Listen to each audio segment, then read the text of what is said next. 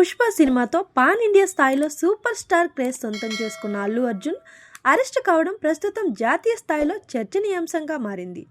Pushpa 2 premiere show తొక్కిసలాటలో మహిళ మృతి వ్యవహారంలో పోలీసులు అరెస్టు చేయడంతో రాజకీయ పరంగానూ భిన్నాభిప్రాయాలు వ్యక్తమవుతున్నాయి. దీంతో ఈ విషయమై ప్రశ్నం ఏఐతో కలిసి ఇంటరాక్టివ్ వాయిస్ రెస్పాన్స్ విధానంలో సర్వే నిర్వహించింది ఓ జాతీయ వార్తా సంస్థ. తెలంగాణ ప్రభుత్వం అధికార దుర్వినియోగానికి పాల్పడిందా అనే ప్రశ్నకు 2502 మంది వ్యక్తుల నుంచి అభిప్రాయాలు సేకరించింది. ఇందులో 34% మంది అంటే 843 మంది అవును అని సమాధానం ఇవ్వగా, దాదాపు అంతే స్థాయిలో 33% లేదా 841 మంది కాదు అని బదిలిచ్చారు. 14% మంది ఏం చెప్పలేము అని వెల్లడించగా, మిగిలిన 19% మంది సమాధానం చెప్పేందుకు ఇష్టపడలేదు అని చెప్పారు.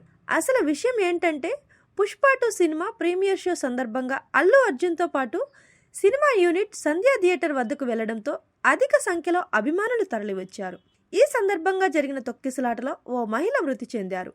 దీంతో సంధ్యా థియేటర్ యాజమాన్యంతో పాటు నటుడు అల్లు అర్జున్పై పోలీసులు కేసు నమోదు చేశారు. ఈ కేసులో A11గా ఉన్న అల్లు అర్జున్ను గత శుక్రవారం పోలీసులు అదుపులోకి తీసుకొని నాంపల్లి కోర్టులో మెజిస్ట్రేట్ ముందు హాజరుపరచగా, అల్లు అర్జున్కు న్యాయమూర్తి 14 రోజుల జ్యుడిషియల్ రిమాండ్ విధించిన విషయం తెలిసిందే.